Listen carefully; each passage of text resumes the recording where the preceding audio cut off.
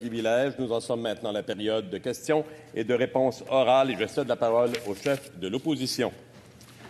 Monsieur le Président, en 2017, le Québec avait connu une crue printanière exceptionnelle. 261 municipalités, plus de 5 000 résidences inondées, au-delà de 4 000 personnes évacuées. Ces inondations avaient été qualifiées de troisième événement météorologique le plus marquant au Canada. À l'époque, le scientifique en chef du Québec soutenait que les liens entre ces inondations et les changements climatiques n'étaient pas évidents. La semaine dernière, M. Quirion a souligné que ce lien semblait se préciser davantage. Il a mentionné qu'avant, les experts disaient qu'il y avait des risques d'inondation une fois par 100 ans ou par 50 ans sur la base historique. Maintenant, cet historique-là semble changer. Le bilan des inondations cette année est pire que celui de 2017. En 2 ans, le Québec aura connu 2 crues printanières hors du commun. Une réflexion plus large devra donc être menée pour nous prémunir de ce type d'événements dans le futur. Et plusieurs intervenants sont impliqués dans le dossier. Je pense entre autres aux municipalités, aux ministères, aux scientifiques, aux policiers, aux pompiers. Il faut qu'une réflexion logique soit menée avec l'ensemble de ces acteurs. Nous n'en sommes plus uniquement à indemniser les gens, il faut trouver des solutions logiques et permanentes. Quels moyens le premier ministre compte-t-il prendre pour que tous ces intervenants nommés travaillent ensemble? Monsieur le Premier ministre. Monsieur le Président, ma priorité à court terme, c'est de m'occuper des sinistrés. Donc, s'occuper des personnes qui sont encore inondées, qui sont encore évacuées. Mais par la suite, ce que je compte faire, c'est de réunir le secrétaire général, les ministres concernés pour se donner une stratégie à long terme. Il faut effectivement se poser des questions sur la définition des zones inondables. Il faut aussi, et puis on a commencé à le faire avec un nouveau programme, mettre en place des incitatifs pour que certaines personnes qui sont appelées à être inondées à répétition puissent envisager de déménager. Je comprends, j'en ai rencontré plusieurs sur le terrain qui, même s'ils doivent payer à même leur fonds publics, préfèrent ne pas déménager. Donc, il faudra être capable d'analyser tout ça avec les municipalités, avec les MRC, avec la sécurité publique, avec le ministère des Transports, donc tous les ministères qui sont concernés. C'est ce qu'on fera. On fera un post-mortem dans les prochains mois. On essaiera d'être prêt pour le printemps 2020. Première complémentaire, Monsieur le chef de l'opposition. La Fédération québécoise des municipalités, l'Union des municipalités du Québec soulève plusieurs questions, entre autres sur l'aide à la relocalisation qui peut atteindre 200 000 $. La valeur, évidemment, de ces maisons qui sont près des zones riveraines varie énormément. Est-ce que le premier ministre comprend leurs interrogations légitimes et peut nous fournir certains détails concernant les modalités, justement? Monsieur le Premier ministre. Oui, Monsieur le Président, je vais vous donner un exemple pratique. Le maire de Masquinongé, 2200 habitants, a encore cette année 130 résidences qui sont inondées, les mêmes qu'en 2017. Par contre, ça représente à peu près 500 personnes. Il y a à peu près plus de terrain dézoné dans sa municipalité. Donc, il perdrait une partie importante de son assiette fiscale pour donner des services à sa population si les personnes déménageaient. Donc, je comprends effectivement les enjeux auxquels font face les maires, entre autres les maires des petites municipalités, puis on est en train de regarder comment on peut répondre à ces enjeux. Deuxième complémentaire, Monsieur le chef de l'opposition officielle. J'ai vu des gens, Monsieur le Président, sur le terrain pour qui l'aide à la relocalisation est accueillie favorablement et d'autres qui ne veulent absolument pas quitter. Alors, Monsieur le Premier ministre, qu'adviendra-t-il à ceux et à celles qui refuseront d'être relocalisés? Monsieur le Premier ministre. Monsieur le Président, il y a 2 semaines, on a mis en place un nouveau programme qui fixe un maximum de 100 000 $ cumulatifs à travers les années. Ça veut dire que les personnes qui refuseront de déménager, à un moment donné, les réparations, quand ils vont avoir atteint le maximum de 100 000, ne recevront plus rien, devront payer à même leur fonds. Maintenant, pour ce qui est du 200 000 plus 50 000 pour le terrain, ça représente à peu près la valeur moyenne des maisons. pense que c'est raisonnable de demander aux contribuables de payer jusqu'à 250 000, mais au-dessus de ça, il faudra que ce soit les individus qui payent. Troisième complémentaire, Monsieur le chef de l'opposition officielle. Monsieur le Président, il y a plusieurs régions qui ont été affectées par ces inondations. Je pense entre autres, évidemment, à l'Outaouais, la Mauricie, la Montérégie, la Beauce, la région métropolitaine. Est-ce que le premier ministre est d'accord avec le fait qu'il existe des disparités régionales et est-il prêt à faire preuve de flexibilité dans les mesures qui seront proposées dans le futur? Monsieur le premier ministre.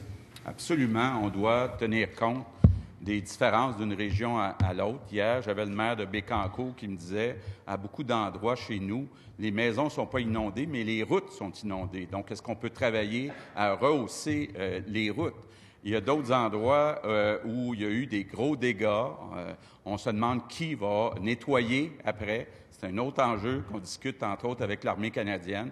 Donc, il y aura effectivement, selon les besoins de chaque région, des solutions différentes d'une région à l'autre.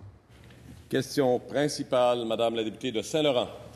Merci beaucoup, Monsieur le Président. Depuis plusieurs mois, on parle de l'obsession caquiste, la maternelle 4 ans, dont aucun parent n'a demandé. Donc, il n'y a pas de besoin. Il y a aussi une pénurie d'enseignants. Et on ajoute de la pression pour forcer les maternelles 4 ans, mur à mur, partout au Québec, à n'importe quel prix, même si c'est le gros prix. En campagne électorale, le gouvernement de la CAQ avait chiffré environ leurs promesses pour les 5 000 classes de maternelle 4 ans à 122 800 $. Or, aujourd'hui, on apprend qu'une classe, Monsieur le Président, ça ne coûtera pas 122 000, ça va coûter jusqu'à 1 million $.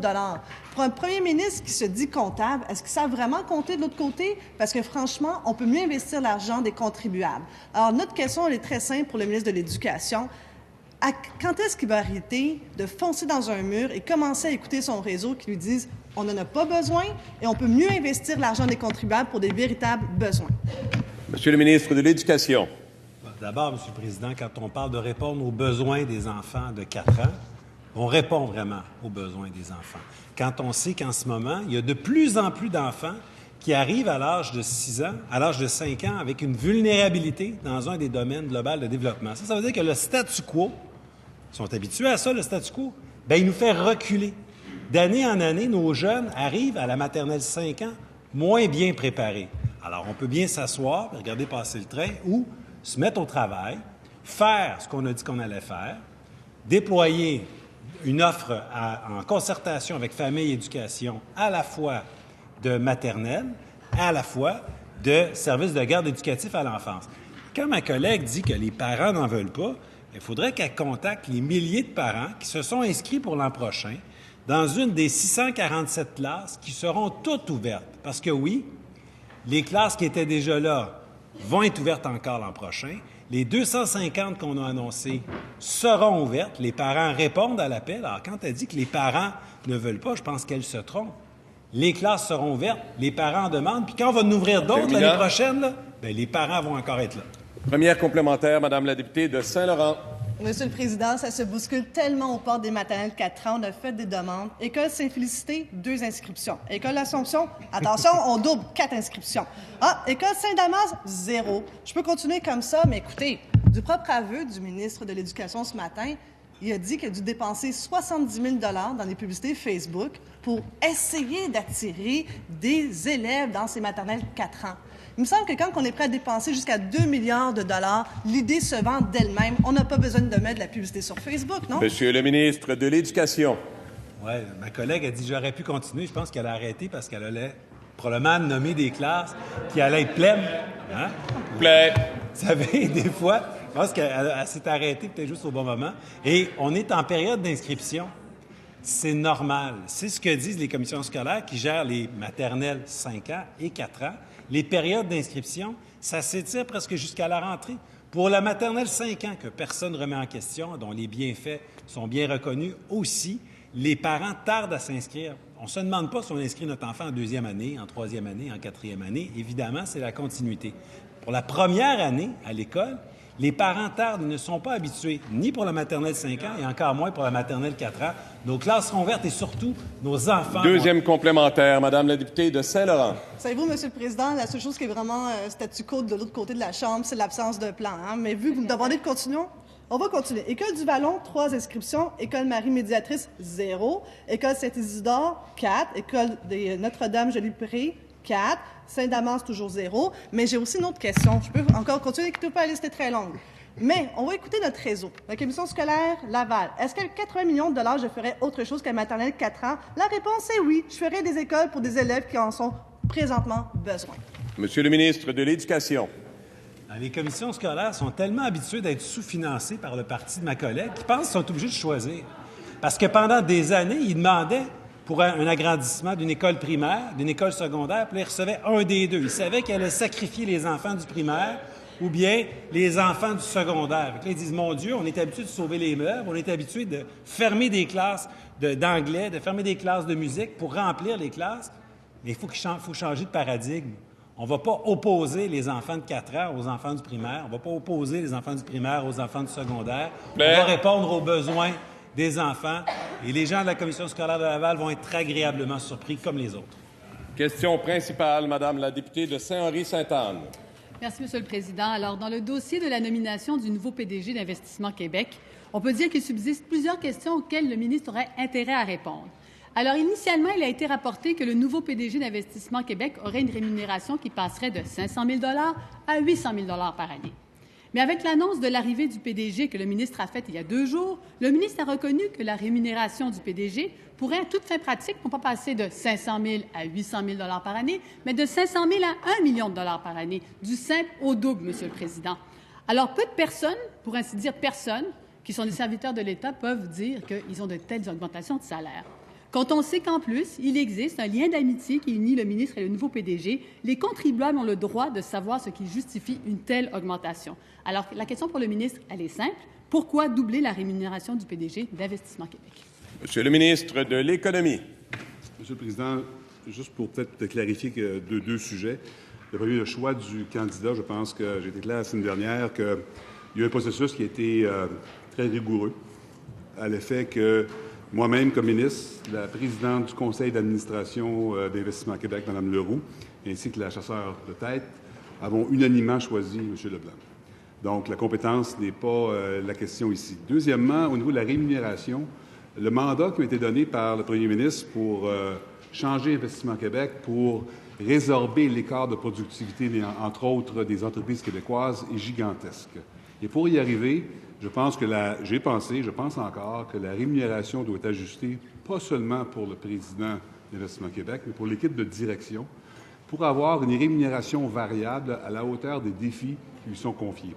Nous avons, dans les prochaines années, des défis immenses, et il faut considérer que 50 c'est 40 de la rémunération va être totalement variable sur des résultats qui vont être établis, déterminés par le Conseil d'administration d'Investissement Québec, qui va respecter, d'autre part, le gouvernement. Alors, je pense que je suis très, très à l'aise avec la rémunération du nouveau PDG. Première complémentaire, Madame la députée de Saint-Henri-Sainte-Anne. Non seulement le ministre est à l'aise avec la rémunération du PDG, mais en plus, il nous annonce qu'il va y avoir d'autres augmentations de rémunération. J'ai passé 8 heures en crédit avec le ministre de l'Économie et en gros, le nouveau PDG va devoir se concentrer davantage sur les entreprises en croissance et également les sièges sociaux. Alors, on se souhaite d'ailleurs bonne chance avec Air Transat.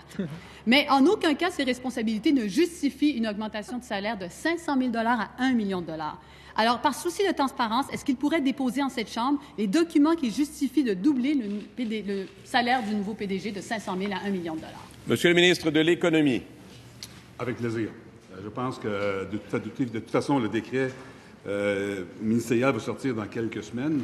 Je peux confirmer aujourd'hui que la rémunération de la direction qui va être impliquée dans l'Investissement Québec pour nos entreprises québécoises qui ont besoin d'aide, en passant, va être... pratiquement parlant, un salaire de base, une rémunération variable annuelle jusqu'à 20 de 0 à 20 et du long terme qui va être jusqu'à 50 Alors, je pense que cette rémunération-là, le programme, je vais le déposer effectivement quand on aura des crédits budgétaires plus tard et qui va être très, très conforme à ce qu'on voit dans toute l'industrie de l'investissement avec le mandat d'Investissement Québec. Deuxième complémentaire, Madame la députée de Saint-Henri-Sainte-Anne.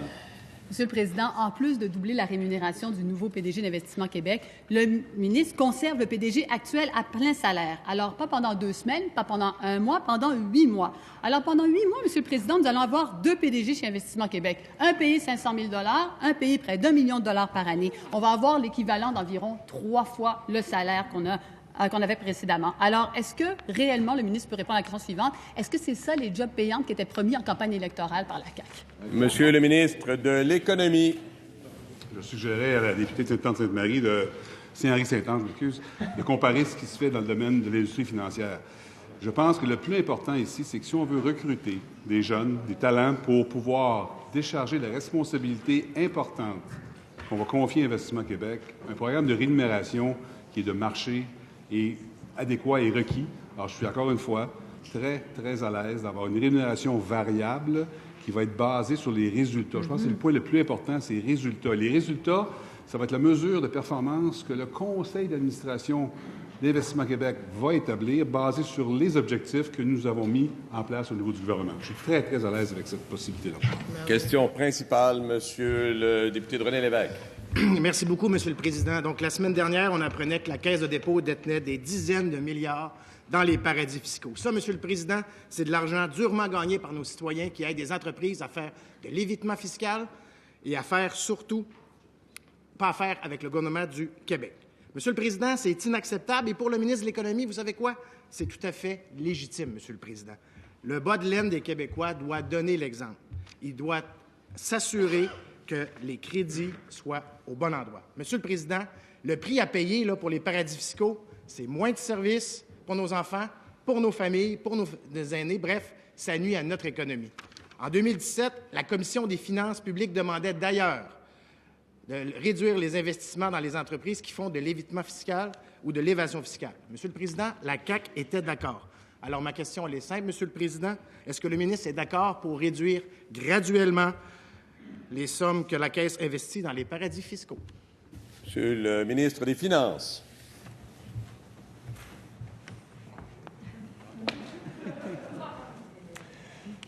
Monsieur le Président, d'abord, nous partageons tous le désir d'élargir l'assiette fiscale, et c'est très important, et les paradis fiscaux sont un enjeu que nous considérons tous.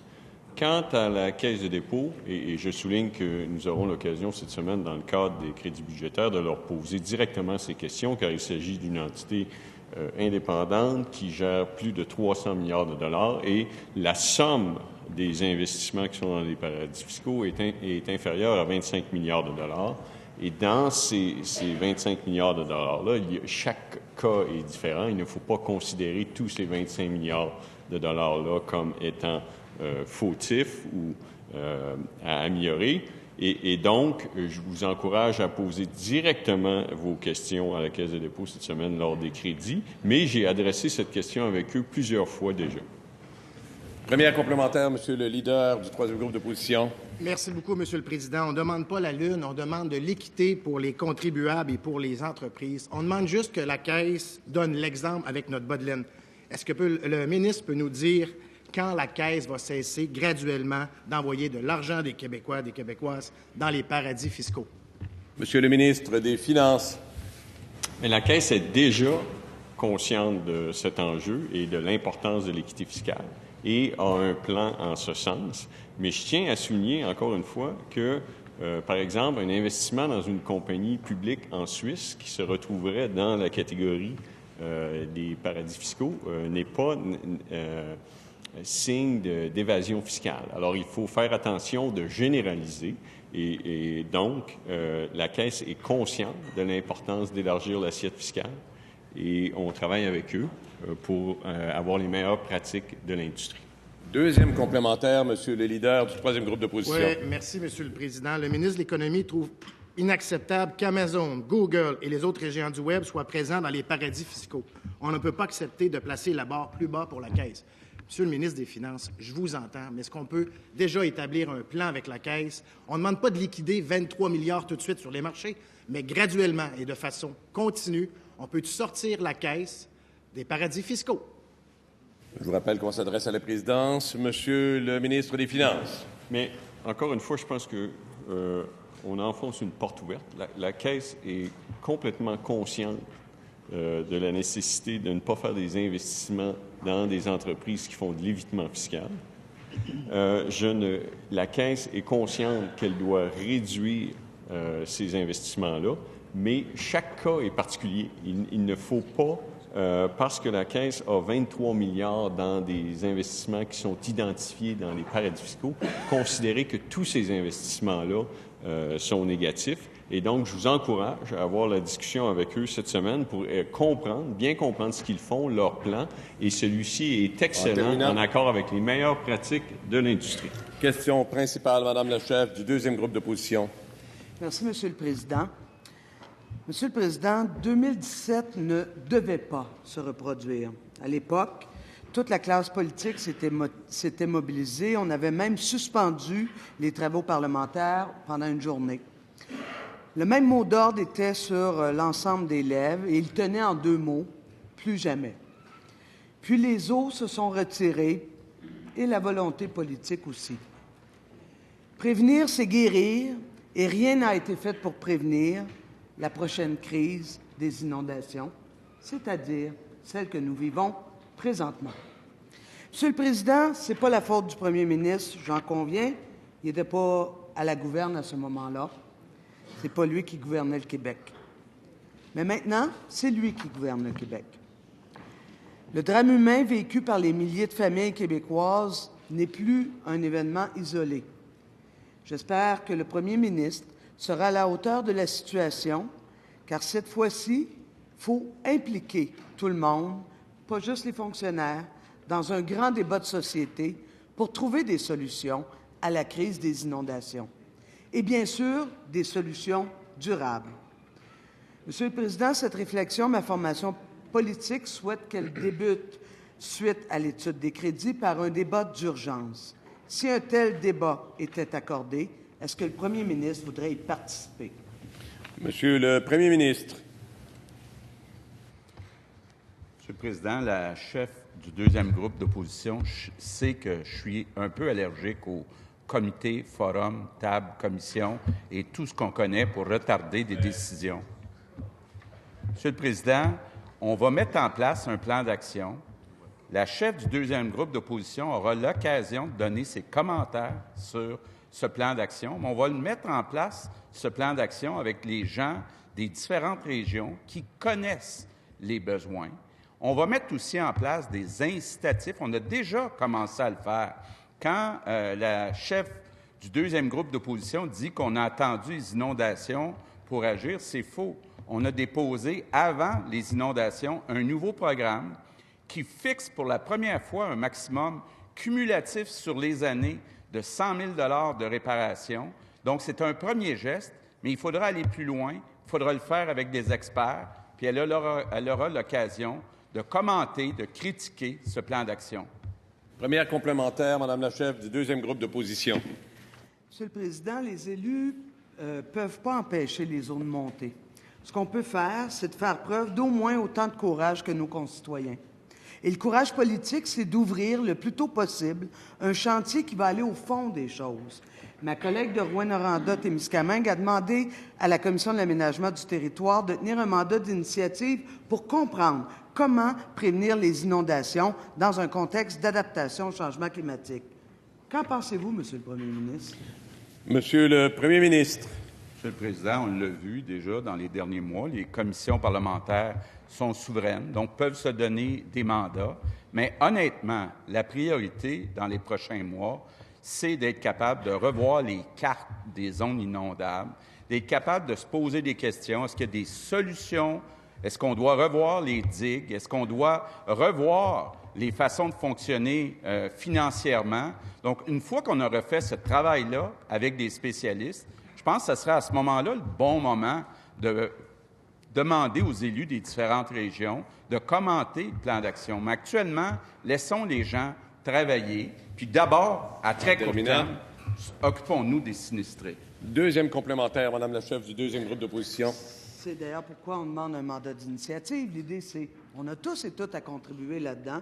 On y réfléchit depuis longtemps. Les municipalités, par ailleurs, ont demandé il y a quelques semaines, ont illustré leurs besoins à la hauteur de 4 milliards de dollars pour l'adaptation au changement climatique. Actuellement, la population, elle, s'attend de savoir est-ce que nous, comme parlementaires, on est prêts à prendre le chemin nécessaire. Alors, est-ce que vous êtes prêts à réouvrir votre budget si les besoins des municipalités sont là? Monsieur le Premier ministre. La réponse est oui. On va se donner un plan qui tient compte des impacts des changements climatiques. Moi, j'y crois qu'il y a un impact des changements climatiques. Je pense que ce qu'on a vu au cours des dernières années, il y a un lien à faire avec les changements climatiques. Ça va supposer d'avoir un nouveau plan, d'essayer d'avoir des solutions qui sont plus permanentes et d'avoir des investissements qui sont nécessaires au point de vue environnemental, entre autres pour aider les municipalités. Question principale, Madame la députée de Fabre. Merci, Monsieur le Président. Quand on passe un examen, si on obtient la note de 7 sur 30, qu'est-ce qu'on se dit? Qu'on a lamentablement échoué. En août dernier, la CAQ s'engage à construire dans son premier mandat 30 maisons des aînés de 70 à 130 personnes. Hier, à l'étude des crédits, j'ai demandé à la ministre son plan de déploiement des 30 maisons des aînés d'ici septembre 2022. Elle a répondu « Il pourrait y avoir un nombre de places en opération, 500 places, le 1er septembre 2022. Le nombre de nouvelles places en construction, 1000, et les nouvelles places en conception, 1100. Construction, conception, c'est le futur. Le 1er septembre 2022, la réalité, c'est que le gouvernement de la CAQ aura 500 aînés dans ses maisons des aînés. 500 aînés, ça représente au mieux cette maison des aînés de 70 personnes, au pire 4 maisons des aînés de 130 personnes. Est-ce que la ministre des Aînés est fière devant son premier ministre avec sa note de 7 sur 30? Madame la ministre responsable des aînés. Je considère que le projet des maisons des aînés, tout comme le premier ministre le considère, c'est un projet de génération. C'est un changement de paradigme. Combien de fois avez-vous annoncé, vous, des CHSLD, année après année, après année, après année, qui n'ont jamais été construits? Vous avez annoncé un CHSLD... Je demande, s'il vous plaît, d'être attentif. S'il vous plaît, Madame la ministre. Seule Madame la ministre a le droit de parole. Votre attention, s'il vous plaît, tant pour les réponses que les questions. Ça vous gêne, hein? Quand je mentionne que vous avez réannoncé vos projets, vous êtes extrêmement gêné, n'est-ce pas? Je m'excuse, encore une fois. Je vous rappelle 2 règles de base. On s'adresse à la présidence, on évite de s'interpeller et on laisse la parole à ceux qui ont la parole en étant attentifs. Merci. Si j'étais à votre place, je serais extrêmement gênée de votre bilan en lien avec les aînés et en lien avec l'hébergement. Vous avez oublié le vieillissement de la population. Pendant qu'on pense aux maisons des aînés, parce qu'on va les faire dans l'ordre et correctement, dans le budget, nous avons annoncé 900 nouvelles places avec des investissements de 70 millions. Nous avons annoncé aussi 280 millions de dollars pour le maintien à domicile parce que les gens veulent rester à la maison le plus longtemps possible.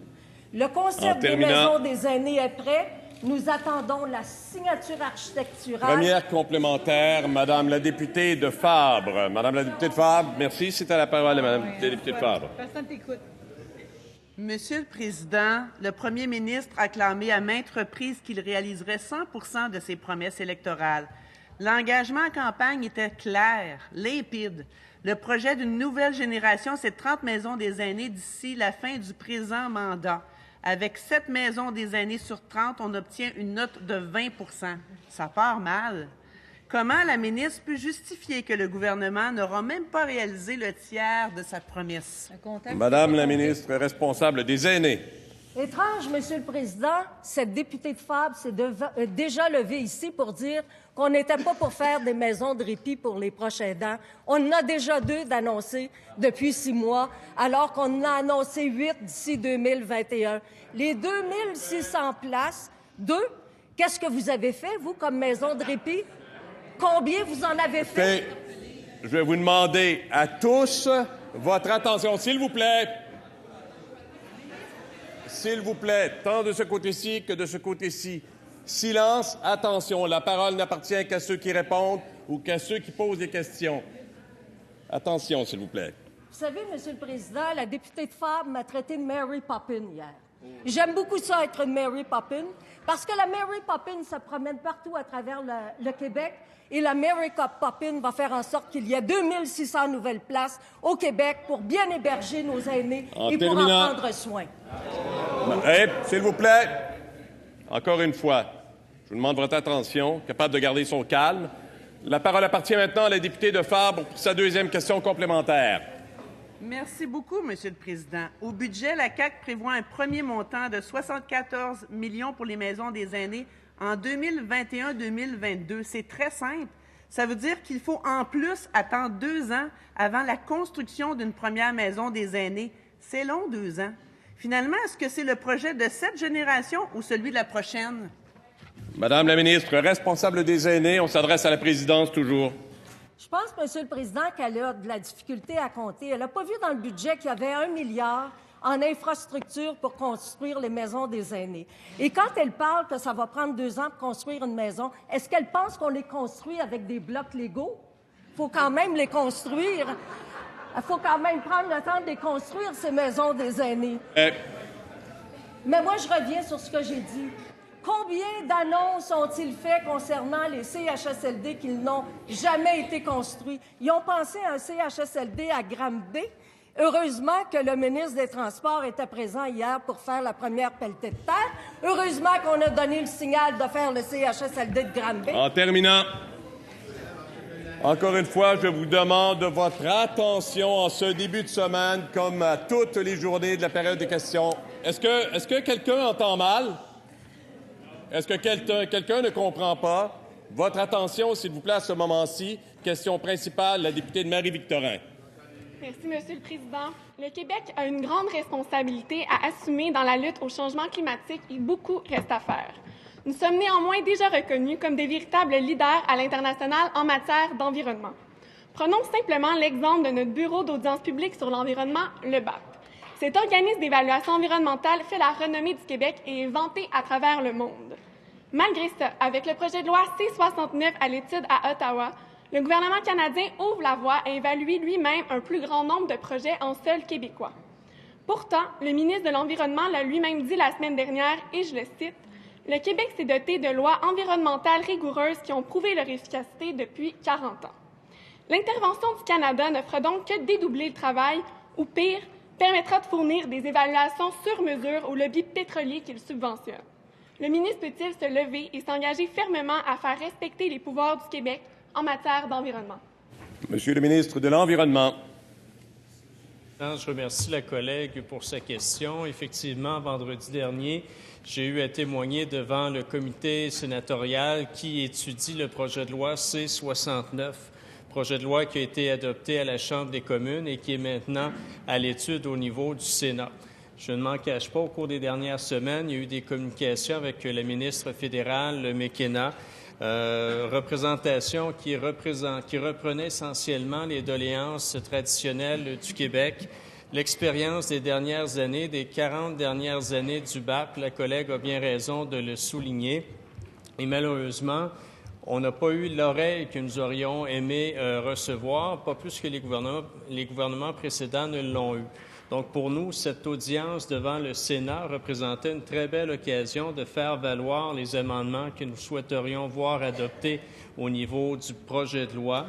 J'ai le sentiment d'avoir été bien entendu par rapport aux sénateurs qui étaient présents. Mon souhait maintenant, lorsqu'ils déposeront leur rapport dans les prochains jours pour retourner le projet de loi devant la Chambre des communes, c'est que les amendements proposés soient retenus pour que la compétence du Québec soit... Première complémentaire, Madame la députée de Marie-Victorin.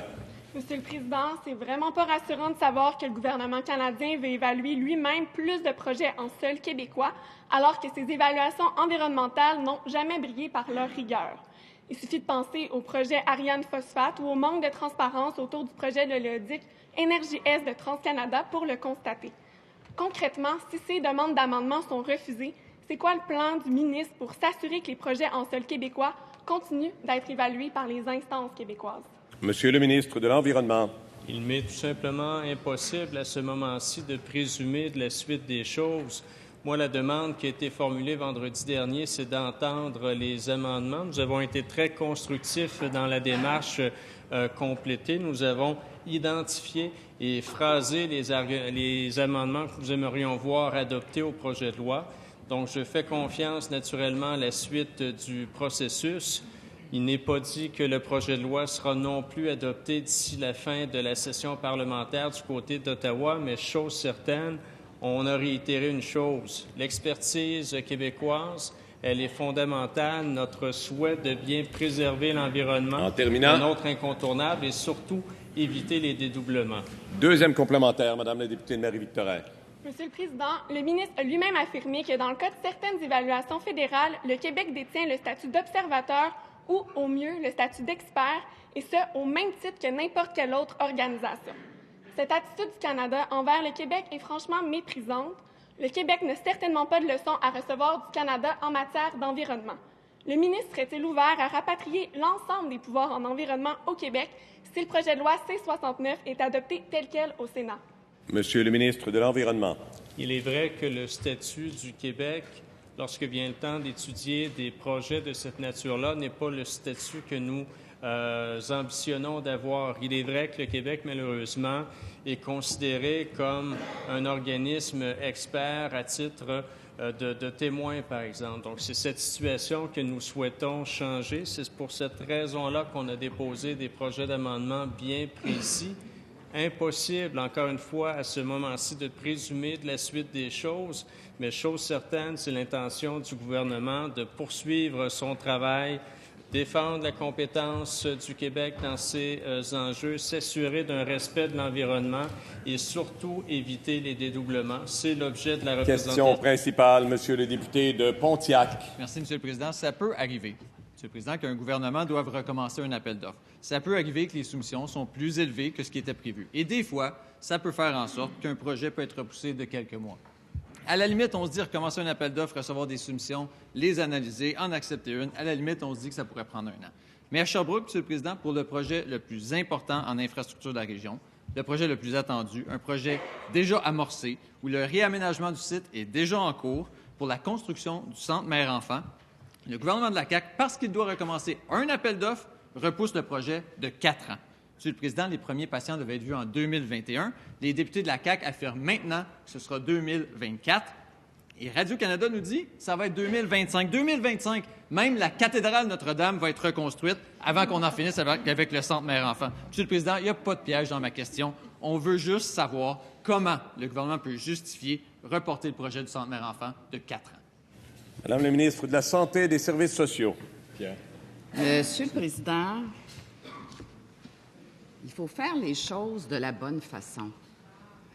Je pense que je vais expliquer quelques éléments à mon collègue de Pontiac. Il y a eu un appel d'offres, évidemment, un appel d'offres pour le centre mère-enfant à Sherbrooke. Et la situation qui s'est passée, c'est qu'on a eu un dépassement de coûts important, très important. Monsieur le Président, quand on va en appel d'offres pour construire un centre, un CHSLD, un hôpital, il faut vraiment être conscient qu'on gère l'argent des contribuables. Il faut que ça soit raisonnable. Alors, on a examiné la situation et effectivement, on a pris la décision de retourner en appel d'offres parce que les coûts dépassaient largement ce qu'on peut s'attendre dans un projet tel que celui-là. Alors ça, c'est une situation qui peut se produire et on doit être responsable. On retourne en appel d'offres, mais de façon différente, par lot. Alors, ce ne sera pas le même processus. Et vraiment, plusieurs entreprises vont pouvoir proposer dans Première complémentaire, Monsieur le député de Pontiac. Monsieur le Président, elle peut changer le processus si elle veut, mais un appel d'offres, c'est quelques mois. Pourquoi fait-elle le choix de retarder le projet de 3 ou 4 ans? Et ce projet-là, Monsieur le Président, il est déjà autorisé, il est déjà budgété. Puis pire que ça, les travaux ont déjà commencé. Puis tout à coup, on dit, là, bien, arrêtez-moi ça, gang, retournez chez vous, puis on recommencera dans 3 à 4 ans. Ça tient pas la route. Est-ce que la ministre peut confirmer que pour peut-être réduire les coûts, elle fait le choix de sacrifier 3 ou 4 ans de service pour les gens de l'Estrie? Madame la ministre de la Santé et des Services sociaux. Monsieur le Président, il n'y avait qu'un soumissionnaire et il était au-delà, beaucoup au-delà des coûts qu'on peut s'attendre pour une construction d'un centre tel que celui de Sherbrooke. Il faut quand même être un gouvernement responsable. C'est l'argent des contribuables et ce n'est pas un délai de 4 ans. C'est un délai, oui, mais pas de 4 ans. Ça prend quand même un certain temps pour construire le centre mère-enfant. Et on va le faire par lot. Donc, ça va être des entreprises différentes qui vont appliquer sur l'appel d'offres. Ça va se faire en séquence, par étapes, et on va arriver à bon port pour les gens de Sherbrooke. Deuxième complémentaire, la parole n'appartient qu'au député de Pontiac et ensuite les réponses pour la ministre qui aura à répondre. Monsieur le Président, il y a 2 courants de pensée en Estrie. Il y a ceux qui veulent le projet rapidement, les acteurs locaux, le CIS, les employés de la santé, les chroniqueurs, les citoyens, les parents, les patients qui ont besoin de services en pédiatrie, en maternité, en néonatalité. Puis de l'autre côté, il y a les députés de la CAQ qui reprennent les lignes de la ministre de la Santé puis qui parlent de 2024. Alors, si la ministre de la Santé ne veut pas être celle qui se met au travail et qui fait avancer le projet, est-ce qu'il y a un seul des députés de l'Estrie qui peut dire tout haut ce que tout le monde en Estrie dit tout bas, que 2024, ça n'a aucun sens? Madame la ministre de la Santé et des Services sociaux. Bien, Monsieur le Président, un centre comme celui-là, ça prend quand même un certain temps à bâtir. Alors, on est retourné en appel d'offres parce que, effectivement, nous, on est un gouvernement responsable.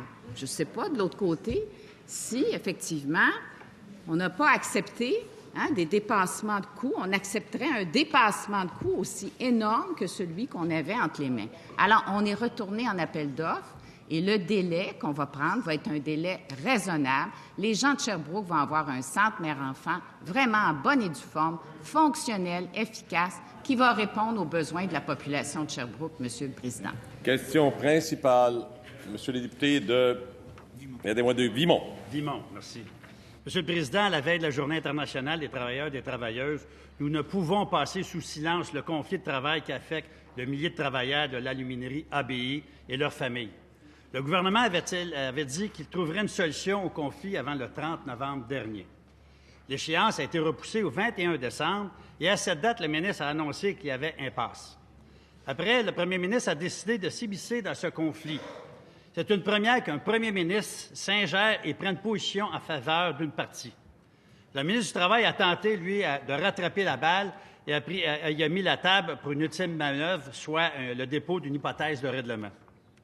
Mais l'enthousiasme gouvernemental n'est pas partagé envers les deux parties. La relance d'ABI est importante pour l'économie de la Mauricie et du centre du Québec. Que fera le ministre du Travail en cas de refus de l'hypothèse de règlement? Monsieur le ministre du Travail. Monsieur le Président, le conflit à ABI nous préoccupe depuis l'automne dernier, depuis notre élection. Les partis on leur a demandé de façon claire des concessions en proposant une hypothèse de règlement qui constitue quand même un pas en avant. On a eu une réaction de la partie patronale et on attend une réaction de la partie syndicale qui est en processus de consultation. Moi, j'anticipe que cette hypothèse de règlement-là, qui s'appuie sur des critères objectifs reconnus tant par les tribunaux que par le Code et par les conditions de travail qui s'appliquent dans des entreprises semblables à ABI, j'anticipe que le syndicat puisse la présenter et que les salariés puissent s'exprimer de façon libre et volontaire sur cette hypothèse. Merci, Monsieur le Président. Première complémentaire, Monsieur le député de Vimont. Rappelons qu'en campagne électorale, la CAQ avait promis de faire une priorité de règlement de ce conflit. Le premier ministre s'est même engagé auprès du syndicat. Le ministre du Travail est aussi député de Trois-Rivières et ministre responsable de la région de la Mauricie. Le conflit touche directement les gens qu'il représente.